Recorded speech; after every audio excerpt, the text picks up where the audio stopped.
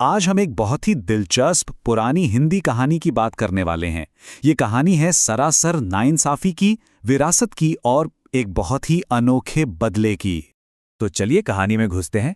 ये कहानी है तीन भाइयों की, जिसमें सबसे छोटा भाई है भोला। उसे अपने ही परिवार से मिलता है धोखा। देखते हैं कि जब किसी सीधे साधे इंसान को उसकी सहनशीलता की आखिरी हद तक धकेला जाता है तो फिर होता क्या है। तो कहानी की शुरुआत होती है चंद्रनगर नाम के एक गांव से।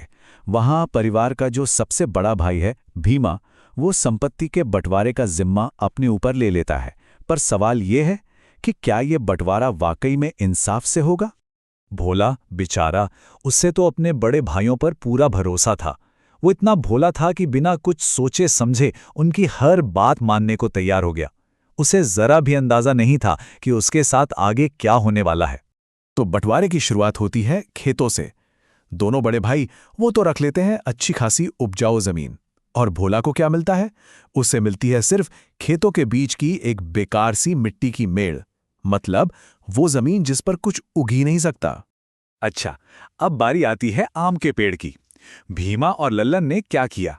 उन्होंने फलों से लदी हुई सारी डालियां ले ली, और भोला, उसे मिली सिर्फ पेड़ की जड़ जो जमीन के नीचे दबी हुई है। जरा सोचिए, ये तो मजाकी हुआ ना। उसे वो हिस्सा दिया गया जो किसी भी काम का नहीं है। और ये सिलसिला यहीं नहीं रुका। आप देखिए, घर के कमरों से लेकर पैसों तक हर एक चीज में भोला के साथ खुला धोखा हुआ।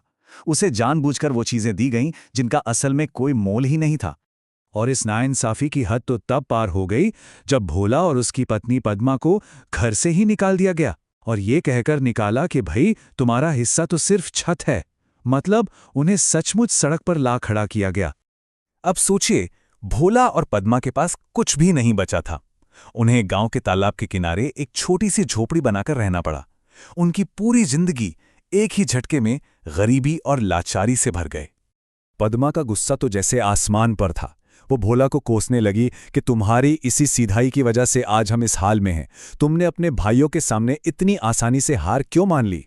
एकदम हताश होकर भोला अपनी विरासत का वो आखिरी हिस्सा, यानी वो 4 पुराने सिक्के, उन्हें लेकर गांव के मुखिया के पास पहुंचता है। क्या पता शायद इनसे कुछ मदद मिल जाए, क्या उसकी किस्मत अब बदलेगी? लेकिन मुखिया ने तो भोला की आखिरी उम्मीद पर भी पानी फेर दिया। उसने बताया कि ये सिक्के इतने पुराने हैं कि अब किसी काम के नहीं। वो तो सिर्फ धातु के बेकार टुकड़े बनकर रह गए थे। लेकिन कहानी में यहां एक छोटा सा मोड़ आता है। मुखिया को भोला पर तरस आ जाता है और वो उसे और पद्मा को अपने खेतों में काम दे देता है। ये उनके लिए एक नई शुरुआत थी, भले ही बहुत मुश्किलों भरी। तो अब कहानी का सबसे दिलचस्प हिस्सा शुरू होता है। यहां से सब कुछ बदलने वाला है, क्योंकि अब चुपचाप सब कुछ सहने का वक्त खत्म हो चुका था। खेतों में दिन रात कड़ी मेहनत करते करते पद्मा को ये एहसास हो गया कि वो लोग ऐसे नहीं जी सकते। अब वो और चुप नहीं बैठने वाली थी। उसने ठान लिया कि वो इस अन्याय का बदला लेकर रहेगी। पद्मा का प्लान बहुत ही चालाक था। वो भोला से कहती है, देखो, जो हमें मिला है वो हमारा है, भले ही वो बेकार हो, लेकिन उस पर हक तो हमारा ही है ना, और हम उसके साथ जो चाहें वो कर सकते हैं। तो उसका प्लान 2 हिस्सों में था। पहला, अपनी विरासत यानी खेतों के उस बेकार मेड़ को ही तोड़ देना, और दूसरा, अपने हिस्से में आई आम के पेड़ की जड़ को ही काट डालना।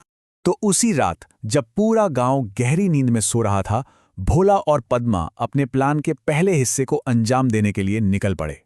उन्होंने अपनी संपत्ति यानी उस बेकार सी मेड़ को पूरी तरह से तोड़ दिया, और इसका नतीजा ये हुआ कि भाइयों के खेतों का सारा पानी बह गया और उनकी लहलहाती हुई फसल पूरी तरह से बर्बाद हो गई।